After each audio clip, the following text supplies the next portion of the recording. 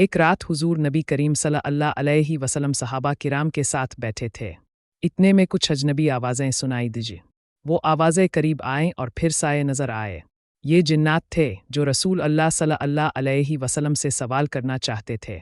उन जिन्नात ने अदब से सलाम किया और कहा, आ रसूल अल्लाह, हमें कुछ बातें समझनी हैं। नबी करीम सल्लल्लाहु अलैहि वसल्लम ने उनकी बात सुनी और फरमाया, पूछो जो तुम्हारे दिल में है।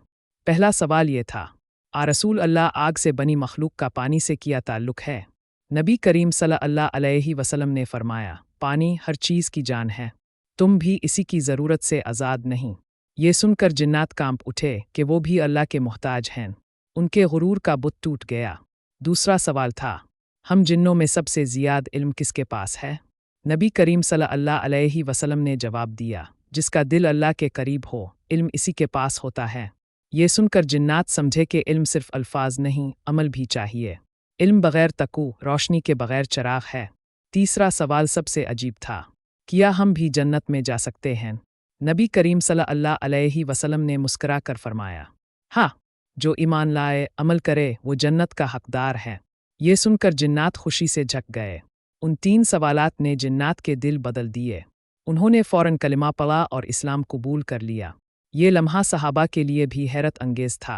वो देख रहे थे कि हिदायत का दरवाज़ा हर मखलूक के लिए है। नबी करीम सल्लल्लाहु अलैहि वसल्लम ने फरमाया, हिदायत अल्लाह के हाथ में है। जो चाहे ईमान ले आए और जो चाहे भटकता रहे। लेकिन अल्लाह हर इस दिल को राह दिखाता है जो सच्चाई तलाश करे। जिन्नात भी इसी सच्चाई की तलाश में आए थे। ये वाक़या हमें सिखाता है कि इल्म, तकू और ईमान सब के लिए हैं। खा इंसान हो या जिन, दरवाज़ा खुला है।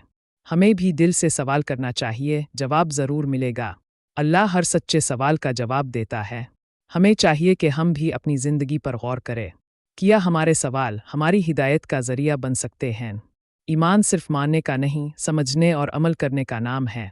जिन्नात ने सीखा और हम भी सीख सकते हैं। नबी करीम सल्लल्लाहु अलैहि वसल्लम की तालीमात हर मखलूक के लिए रोशनी हैं। आज भी अगर कोई जिन्ना इंसान सच्चे दिल से मांगे, तो अल्लाह ज़रूर जवाब देता है। यही है ईमान का असल राज।